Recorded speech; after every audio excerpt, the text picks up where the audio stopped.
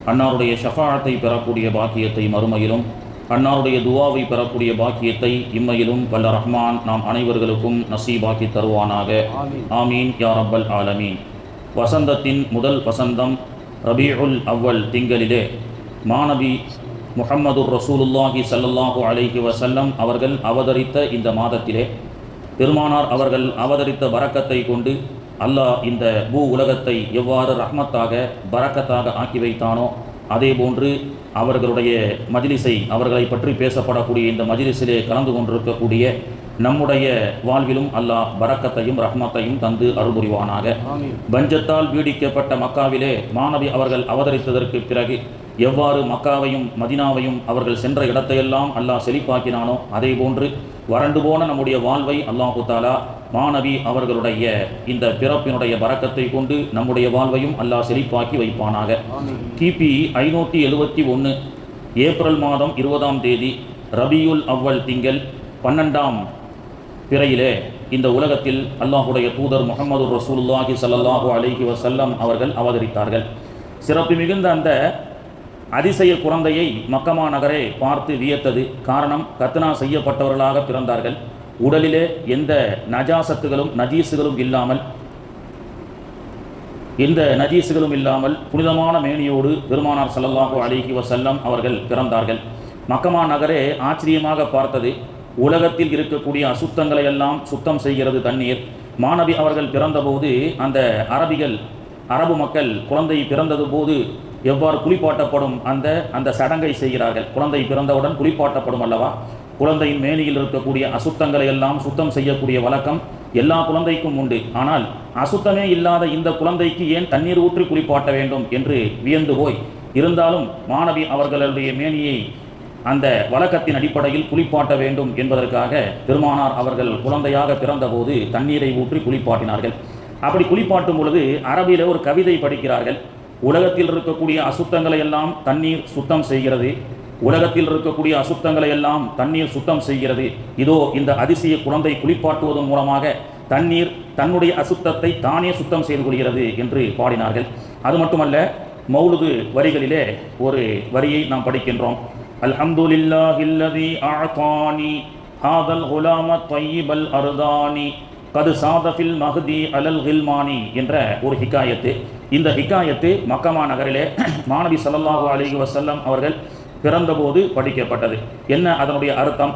பொதுவாக பள்ளிவாசல்களில் இப்போல்லாம் மௌலுது ஓதுறாங்க. மௌலுது ஓதுவதை சிலர்கள் விமர்சனம் செய்து இது ஓதலாமா ஓதக்கூடாதா, பள்ளியில் வச்சு ஓதலாமா ஓதக்கூடாதா என்ற சர்ச்சைகள்லாம் சில காலமாக இருந்துகிட்டே இருக்குது.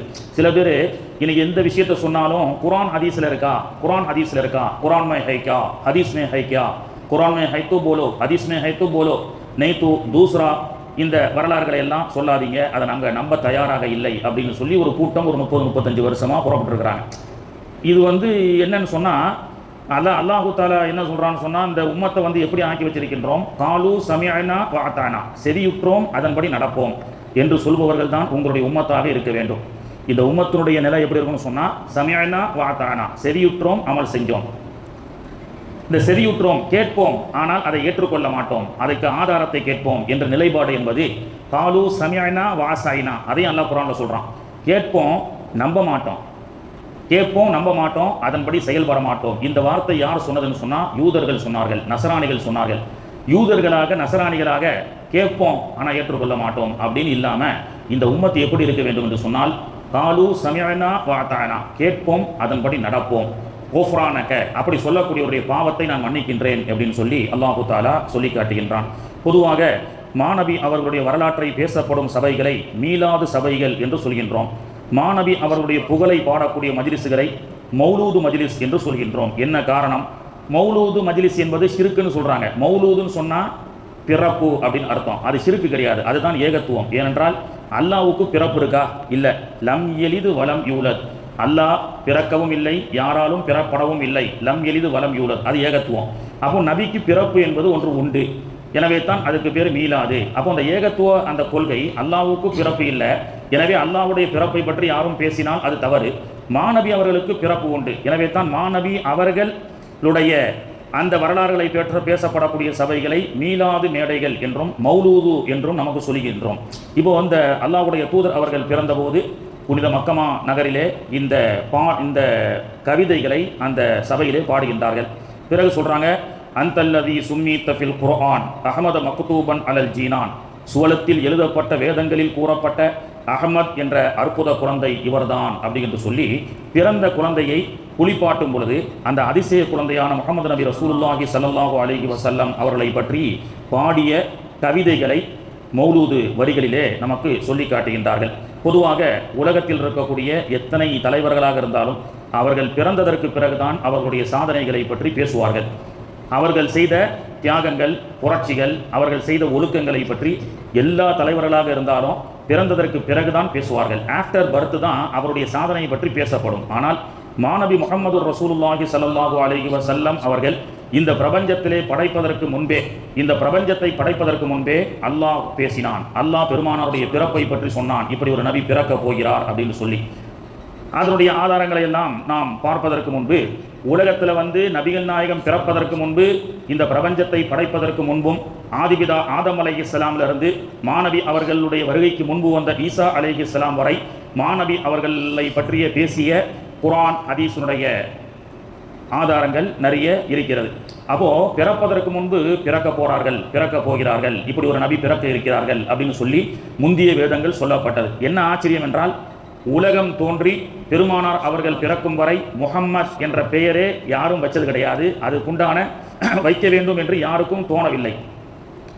அப்போ அல்லாஹு தாலா முஹம்மத் அஹ்மத் புகழுக்குரியவர் அப்படின்னு சொல்லி அல்லாஹு தாலா இந்த நபியை ஏற்கனவே இந்த பிரபஞ்சத்தில் அனுப்புறதுக்கு முன்னாடியே அல்லாஹ் முடிவு செய்து விட்டான். இப்போ இந்த அரபிகளுக்கு எப்படி தெரியும் இந்த குழந்தை ஒரு அதிசய குழந்தையாக இருக்கிறது, இது ஒரு தீர்க்கதரிசி. அல்ஹம்துலில்லாஹில்லதி ஆதானி ஹாதல் குலாம தையிபல் அர்தானி, சிறப்பு வாய்ந்த இந்த நற்குணத்திற்கு சொந்தமான முந்தைய வேதத்தில் சொல்லப்பட்ட இந்த குழந்தையை இந்த தேசத்திற்கும் இந்த குடும்பத்திற்கும் அளித்த அல்லாஹுக்கே எல்லா புகழும் என்று பாடுகிறார்கள். குழந்தை அப்பொழுதுதான் பிறந்திருக்கிறது. நம்மள நிறைய பேர் சொல்லுவோம் 40 வயசுல தான் நபி பட்டம் கிடைச்சதுன்னு சொல்லி. ஆனால் அந்த அரபு மக்கள் பாருங்க, அல்லாஹுடைய தூதர் பிறந்த போதே அவருடைய அங்க அடையாளத்தை பற்றி தெரிந்து கொண்டு அவங்க இன்னொரு வரியை படிக்கிறாங்க. அந்தல்லதி சும்மீத்த ஃபில் குர்ஆன் அஹமத மக்தூபன் அலல் ஜீனான், சுவனத்தில் எழுதப்பட்ட வேதங்களில் கூறப்பட்ட, சுவனத்தில் எழுதப்பட்ட முந்தைய வேதத்தில் கூறப்பட்ட அஹமத் புகழுக்குரியவர் என்ற அற்புத குழந்தை நீங்கள் தான் அப்படி என்று சொல்லி அரபிகள் பெருமானார் அவர்கள் பிறந்ததோடு, அவர்களெல்லாம் நம்ம முட்டாள்னு சொல்கிறோம். முந்தைய அரபிகள்லாம் ஒன்றுமே தெரியாதுன்னு நாம தான் முட்டாளாக இருக்கிறோம். நாம தான் 40 வயசுக்கு மேலே அல்லாஹ்வுடைய தூதருக்கு நபி பட்டம் கிடைச்சதுன்னு சொல்லிக்கிட்டு இருக்கிறோம். ஆனால் அவங்க எவ்வளோ பெரிய அறிவாளிகளாக முந்தைய வேதத்தை ஆய்வு செஞ்சவர்களாக இருந்தார்கள் அப்படி என்பதற்கு இது ஒரு உதாரணமாக இருக்கிறது. அப்போது அல்லாஹு தாலா இந்த பிரபஞ்சத்தை படைப்பதற்கு முன்பே மாநபி அவர்களை பற்றி சொல்லியிருக்கின்றான். நாம் எதிர்பார்த்த மாதிரி குர்ஆனில் ஆயத்து இருக்கிறதா என்றால் இருக்கிறது. அதுக்கு முன்னாடி பாருங்கள், முஸ்லீம் ஷரீஃபில் ஒரு ஹதீஸ் பதிவு செய்யப்படுகிறது. அல்லாஹு தாலா இந்த பிரபஞ்சத்தை படைப்பதற்கு முன்பு சூரத்துல் யாசீனையும் சூரத்து தாஹாவையும் ஓதினான். அல்லாஹு ஓதுறான், மலக்குகள் எல்லாம் செவியுற்றார்கள். முஸ்லீம் ஷரீஃபில் அல்லாஹுடைய தூதர் அவர்கள் சொல்லி காட்டுகின்றார்கள், இந்த பிரபஞ்சத்தையும் இந்த ஆதிபிதா ஆதம் அலைஹிஸ்ஸலாமையும் படைப்பதற்கு முன்பே அல்லாஹு தாலா யாசீன் சூராவையும் சூரத்து தாஹாவையும் ஓதினான். மலக்குகள் கேட்டார்கள். மலக்குகள் கேட்டதோடு இறைவா இந்த 2 அத்தியாயங்களும், இந்த 2 அத்தியாயங்கள் இறக்கப்படக்கூடிய சிறப்பான உம்மத்து யாருன்னு சொல்லும்போது மாநபி ரசூலுல்லாஹி ஸல்லல்லாஹு அலைஹி வஸல்லம் அவர்களுடைய உம்மத்துக்கு இறக்கப்பட இருக்கின்ற சூரா. மாநபி அவர்களை பற்றி அல்லாஹ் சொல்லுவதற்கு முன்பே மாநபி அவர்களுக்கு இறக்கப்பட்ட குர்ஆனுடைய சூறாக்களே உலகம் பிரபஞ்சம் படைக்கப்படுவதற்கு முன்பு அல்லாஹ் பேசியிருக்கின்றான். முஸ்லீம் ஷரீஃபில் பதிவு செய்யப்படக்கூடிய ஹதீஸ் நபிகள் நாயகம் சொல்லி காட்டுறாங்க. அது மட்டும் இல்லாமல் அல்லாஹு தாலா குர்ஆனில் ஒரு ஆயத்தில் சொல்லி காட்டுறான், வயித் அகதல்லாஹு மீசாக்கன் நபியீன லமா ஆத்தைத்துக்கும் மின் கிதாபின் வ ஹிக்மத்தின், நினைவு கூறுங்கள் நபிமார்கள் மூலமாக அல்லாஹ் உங்களது முன்னோர்களிடம் ஒரு உறுதிமொழி இருக்கின்றான். அல்லாஹ் இந்த பிரபஞ்சத்தை படைக்கிறதுக்கு முன்னாடி உலகத்தில் யாரையெல்லாம் நபியாக அனுப்பணுமோ அந்த நபிமார்களுடைய அருவாகுகளை எல்லாம் அல்லாஹ் ஒன்று சேர்க்கிறானா. அல்லாஹ் ஒன்று சேர்த்து அந்த நபிமார்களுக்கு ஒரு செய்தி அல்லாஹ் சொல்கிறானா. இது எப்போ நடக்குதுதா?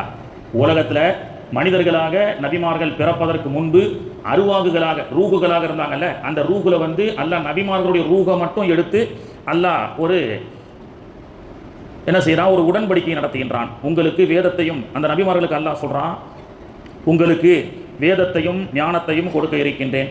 உங்களுக்கு பின் வரும் ஒரு நபி இருக்கின்றார், அவர் முஹம்மது நபி ஸல்லல்லாஹு அலைஹி வஸல்லம். அவர் மீது ஈமான் கொண்டு அவருக்கு உறுதி செய்வீர்களா? அவர்களுக்கு உதவி செய்யுங்கள், உதவி செய்ய வேண்டும். அதாவது உங்களுக்கெல்லாம் நபித்துவத்தை கொடுக்க போகிறேன், வேதத்தை கொடுக்க போகிறேன். உங்களுக்கு பிறகு இருக்கக்கூடிய ஒரு நபி வர இருக்கின்றார், அவருக்கு நீங்கள் உதவி செய்ய வேண்டும், அவருக்காக உறுதியாக நீங்கள் இருக்க வேண்டும். அப்படி நீங்கள் உறுதி அளிக்கின்றீர்களா? கால அக்ரர்தும் அகர்த்தும் அலா தாலிக்கும் இஸ்ரி பாலு அக்ரர்னா. எல்லா நபிமார்களும் ஆம் யா அல்லாஹ், நீ சொல்லுகின்ற அந்த இறுதி நபிக்கு நாங்கள் உதவியாகவும் இருப்போம், அவர்களை கொண்டு நாங்கள் ஈமான் கொண்டு அவர்களுடைய விஷயத்தில் நாங்கள் உறுதியாக இருப்போம் என்று நாங்கள் சாட்சி சொல்கின்றோம் அப்படின்னு சொல்லி நபிமார்கள் ஏற்றுக்கிறாங்க. அப்போ அல்லாஹ் சொல்கிற மலக்குகளை கால ஃபஷ்ஹது, நீங்கள்லாம் சாட்சியாக இருங்க, வனமாக்கும் நானும் ஒரு சாட்சியாக இருக்கிறேன். நபிகள் நாயகம் இந்த உலகத்திற்கு அவதரிப்பதற்கு முன்பு எத்தனை நபிமார்கள் வருவார்களோ எல்லா நபிமார்களும் அவர்களுக்கு உதவி செய்ய வேண்டும். இதில் ஒன்றும் லாஜிக்கே நமக்கு புரியல. என்னென்னா, சமகாலத்தில் ஒருத்தர் வாழ்கிறாரு, இந்த மனிதர் நீங்கள் வந்து இவருக்கு உதவி செய்யுங்க, உங்கள் காலத்தில் இவர் வாழ்வாருங்க, அவருக்கு நீங்கள் உதவி செய்யுங்கன்னு சொன்னால் ஒரு லாஜிக் இருக்குது. சமகாலத்திலே வாழ போகிறதில்ல. இது உதாரணத்தை நம்ம புரிகிற மாதிரி சொன்னால், ஒரு 25 வயசு வாலிபர் இடத்துல, அதாவது ஒரு 25 வயசு வாலிபர் ஒரு வயசானவர் இடத்துல போயிட்டு, என்னுடைய 2-3 தலைமுறைக்கு பிறகு ஒரு கொள்ளு பேரர் வருவார், அந்த கொள்ளு பேரரை நீங்கள் நல்ல பத்திரமா பார்த்துக்கணும்னா, இவரே 80 வயசு ஆகி போச்சு, இன்னொரு 10 வருஷமோ 5 வருஷமோ மௌத்தாக போகிறார், கொள்ளு பேரரை பார்த்துக்க சொல்லி சொன்னால் அவருக்கு எப்படியா உதவி செய்ய முடியும் அப்படின்னு நம்ம கேட்போம். ஒரு 80 வயசு மனிதர்கிட்ட ஒரு 50 வயசு மனிதராகவே இருக்கட்டுமே, இன்றைக்கெல்லாம் வந்து வாழ்க்கையே சுருங்கி போச்சு. இப்போ அவரிடத்துல போயிட்டு என்னுடைய மகனுடைய மகனுடைய மகன் 3வது தலைமுறையில் ஒருத்தர் பிறப்பார், அந்த பையனுக்கு நீ ஒத்தாசையாக இருக்கணும்னு சொன்னால், ஏன்னா கொஞ்சமாக அறிவு இருக்கா, இவரே இன்னும் 10-15 வருஷத்தில் இவருக்கே நோ கேரண்டி, அவருக்கு எப்படி உதவி செய்ய முடியும்? ஆனால் அல்லாஹ் அப்படி தான் சொல்கிறான். ஆதம் அலைஹிஸ்ஸலாமை பார்த்து, நூஹ் அலைஹிஸ்ஸலாமை பார்த்து, ஜக்கரியா அலைஹிஸ்ஸலாம் பார்த்து, யஹ்யா அலைஹிஸ்ஸலாமை பார்த்து எத்தனை நபிமார்கள் உலகத்தில் வந்தாங்களோ, உங்களுக்கு பின்னாடி ஒரு நபி வரப்போகிறார், அவருக்கு நீங்கள் உதவி செய்யுங்க அப்படின்னு சொன்னால் ஒன்றும் லாஜிக்கே இல்லை. நாங்கள்லாம் மண்ணோட மண்ணா நம்ம சொன்ன மாதிரி.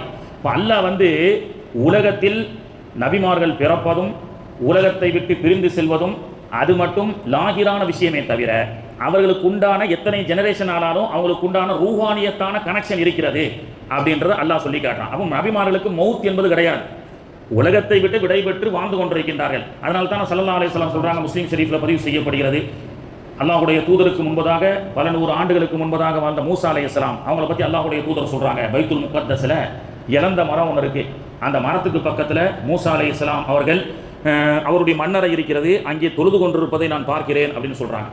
அப்போது உலகத்துக்கு வரது போகிறது என்பதெல்லாம் நம்முடைய வெளிப்படையான பார்வைக்கு தான். ஆனால் கனெக்ஷன் என்பது உலகத்தை விட்டு பிரிந்தாலும் அவர்கள் இன்னொருவர்களோடு கனெக்ஷங்களோடு இருப்பார்கள் அப்படி என்பதற்காகத்தான் அல்லாஹ் என்ன சொல்கிறான், உங்களுக்கு பிறகு ஆதிபதி ஆதம் அலைஹிஸ்ஸலாம் வந்து எத்தனையோ 1000 வருடம், எத்தனையோ நூற்றுக்கணக்கான வருடங்களுக்கு பிறகு தான் நாயகமே பிறக்கிறாங்க.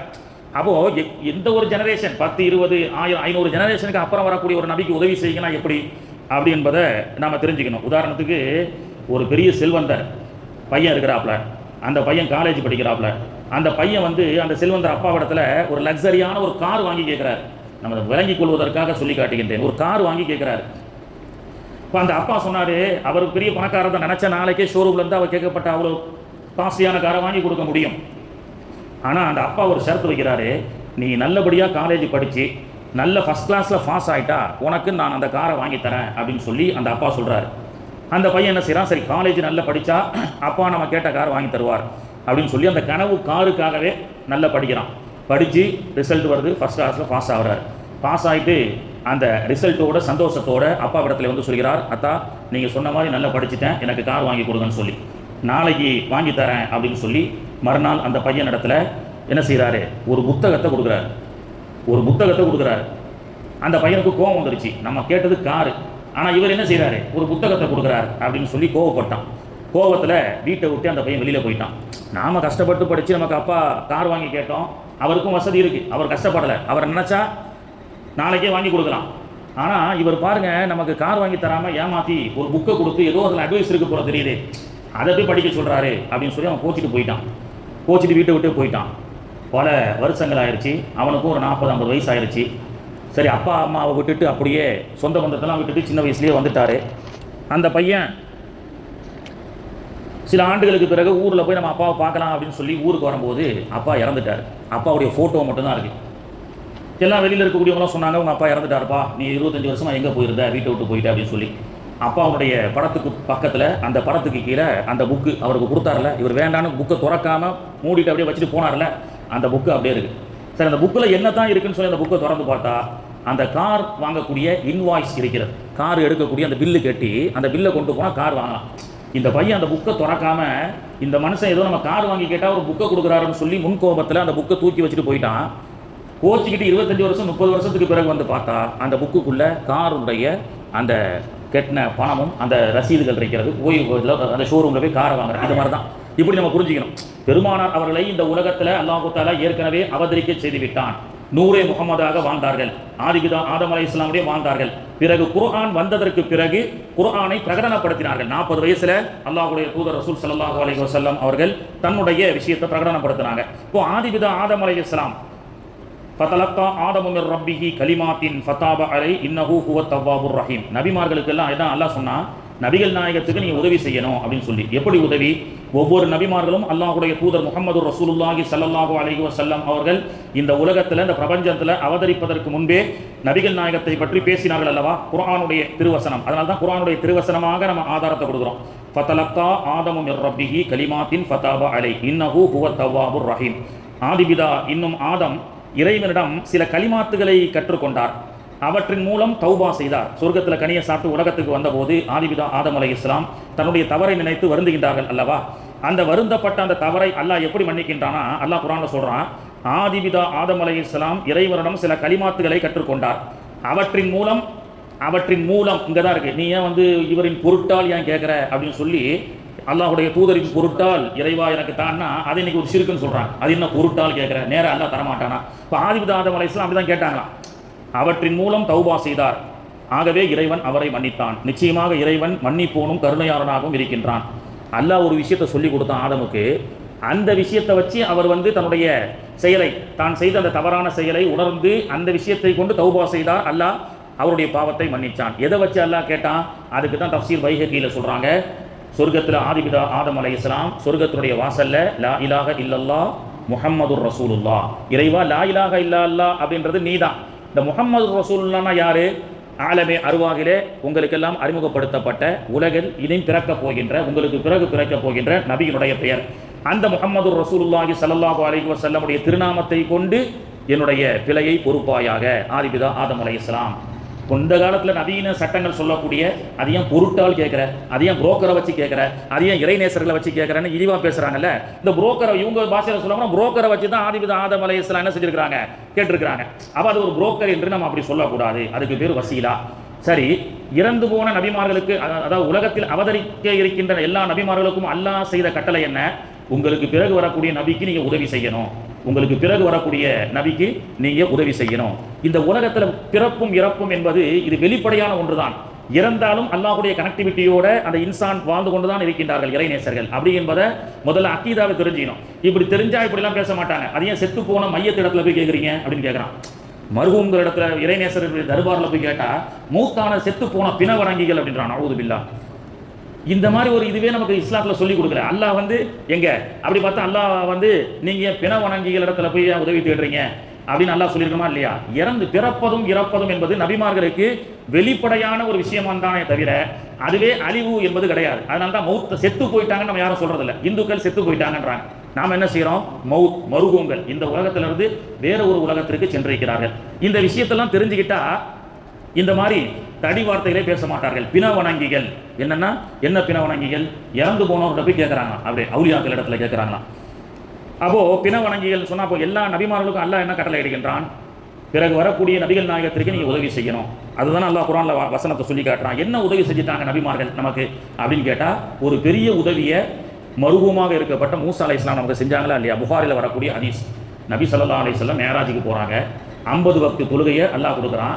எல்லா நபிமார்களையும் சந்திக்கும் போது மூசா அலைஹிஸ்ஸலாம் நிப்பாட்டி அல்லாஹ் என்ன கொடுத்தான்? 50 வக்து கொடுத்தான். 50 வக்துலாம் தொழ முடியாது. குறைச்சி எத்தனை வக்து தான் குறைச்சாங்க?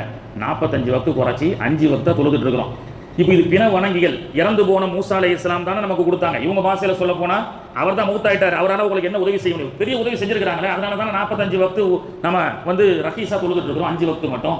அப்போ அகீதாவை தெரிந்து கொள்ள வேண்டும். இதைத்தான் ஒவ்வொரு நபிமார்களும் பிறகு வரக்கூடிய நபிகள் நாயகம் ரசூலுல்லாஹி ஸல்லல்லாஹு அலைஹி வஸல்லம் அவர்கள் மீது நீங்கள் ஈமான் கொள்ள வேண்டும். அவர்களுக்கும் அவருடைய உம்மத்துக்கும் உதவி செய்ய வேண்டும் என்று அல்லாஹ்வுடைய கட்டளை. எனவே தான் இறந்து போன அவர்களுடைய பாஷையில மூசா அலைஹிஸ்ஸலாம் அவர்கள் ஹயாத்தோடு இருக்கக்கூடிய மாணவி ரசூலுல்லாஹி ஸல்லல்லாஹு அலைஹி வஸல்லம் அவர்களுக்காக உதவி செய்தார்கள். 45 வக்து தொழுகையை ரஹீஸாக கொடுத்தார்கள். இப்படியாக ஆதிபிதா ஆதம் அலைஹிஸ்ஸலாம்ல இருந்து ஈசா அலைஹிஸ்ஸலாம் பாருங்க, வயது கால ஈசா இப்னு மரியம் 600 ஆண்டுகளுக்கு முன்பு நபிகள் நாயகம் அவதரித்த 600 வருஷத்துக்கு முன்னாடி வாழ்ந்தவர்கள் தான் ஈசா அலைஹிஸ்ஸலாம். அவர்களுடைய சரித்திரத்தை பற்றி அல்லாஹ் குர்ஆன்ல சொல்றான், வயது கால ஈசா இப்னு மரியம் யா பனி இஸ்ராயீல் இன்னி ரசூலுல்லாஹி இலைக்கும், யா பனி இஸ்ராயீல், ஓ இஸ்ராயீலுடைய மக்களே, இன்னி ரசூலுல்லாஹி இலைக்கும், நான் அல்லாஹ்வுடைய தூதராக இருக்கின்றேன், முசத்திகல் லிமா பைன யதைய மின தௌராத்தி, எனக்கு முன் மூசா நபியால் கொண்டு வந்த தௌராத்தையும் நான் ஈமான் கொள்கின்றேன், அதை சாட்சியாக வைக்கின்றேன், மின் பாதி இஸ்முஹு அஹ்மத், எனக்கு பிறகு அஹ்மத் என்று புகழுக்குரிய ஒரு நபி பிறக்க இருக்கின்றார், அவரை பற்றியும் நான் சொல்கின்றேன் அப்படின்னு சொல்லி 600 வருஷத்துக்கு முன்பே ஈசா அலைஹிஸ்ஸலாம் அஹ்மது அப்படின்ற ஒரு நபியும் பிறக்க போகின்றார், எனக்கு முன்பு தௌராத்தை கொண்டு வந்த மூசாவும் இந்த உலகத்தை பிறந்திருக்கிறார் என்று சொல்லி முந்திய மூசா அலைஹிஸ்ஸலாம் பற்றியும் பிறகு பிறக்க இருக்கின்ற நபிகள் நாயகம் ஸல்லல்லாஹு அலைஹி வஸல்லம் அவர்களுடைய பெயரை கொண்டு நமக்கு சொல்லி காட்டுகின்றார்கள். எல்லா வேதங்களும் நபி ஸல்லல்லாஹு அலைஹி வஸல்லம் அவர்களை பற்றி பேசியது. இந்தியாவிலும் பேசியிருக்கிறார்கள். இந்தியாவிலும் நபிகள் நாயகம் பிறப்பதற்கு முன்பு மாநபி அவர்களுடைய பிறப்பை பற்றி இந்து மக்கள் சமஸ்கிருத வேதத்தில் பேசியிருக்கின்றார்கள். ரசூலுல்லாஹி ஸல்லல்லாஹு அலைஹி வஸல்லம் 570 பிறக்கிறாங்க. கிபி 500 70 வருஷத்துக்கு முன்னாடி பவிஷ்ய புராணம் இந்தியாவில் சமஸ்கிருத வேத நூலாக இருந்த இந்து மக்களால் போற்றப்பட்ட நூல் பவிஷ்ய புராணம் கிபி 500. இந்த பவிஷ்ய புராணத்தில் என்னெல்லாம் பதிவு செய்யப்பட்டிருக்கிறது, எதிர்கால கணிப்புகளும் தீர்க்க தரிசிகளின் வருகைகளை பற்றியும் அவர்கள் எப்படி இருப்பார்கள் என்ற அடையாளங்களை பற்றி சொல்லப்பட்டது இந்தியாவில்.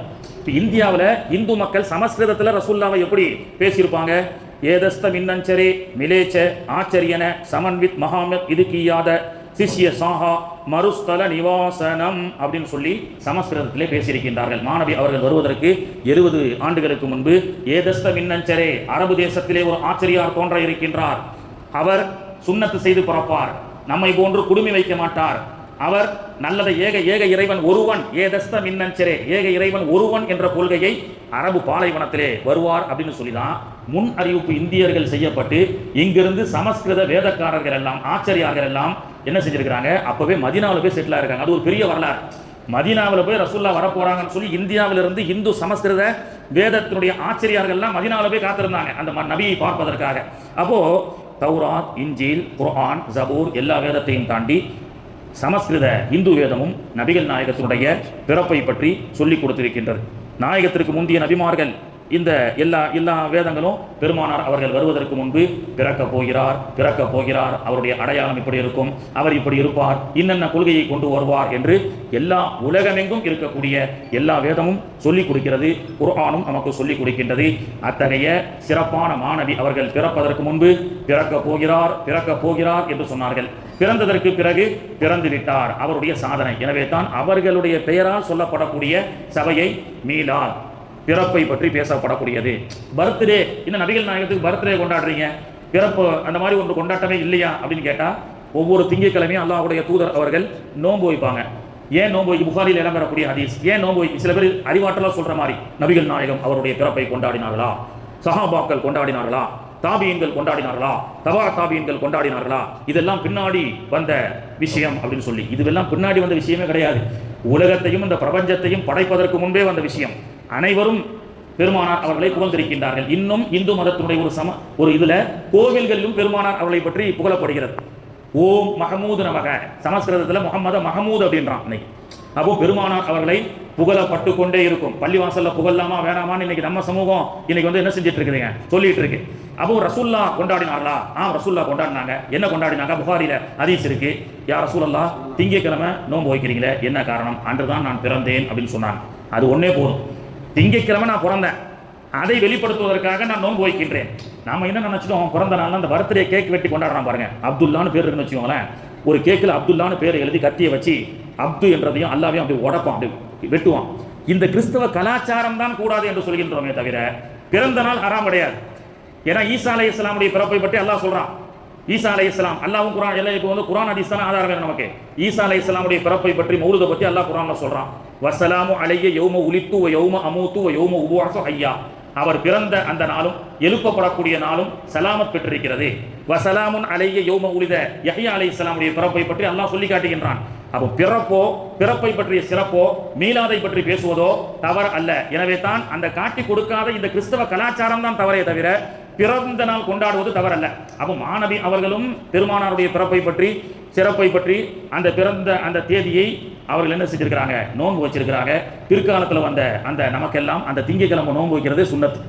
இந்த திங்கக்கிழமை நோன்பு வைக்கிறது சுன்னத்துன்னு சொல்றதை வச்சு மீலாது என்பது தவறல்ல. அது மாணவி அவர்கள் வருவதற்கு முன்பிலிருந்தே பெருமானார் அவர்களுடைய பிறப்பை பற்றியும் அவர்கள் பிறந்த அந்த சிறப்பை பற்றியும் பேசப்படுகிறது. எனவே தான் பெருமானார் அவர்களுக்கு பிறப்பு உண்டு, அல்லாஹ்வுக்கு பிறப்பு இல்லை.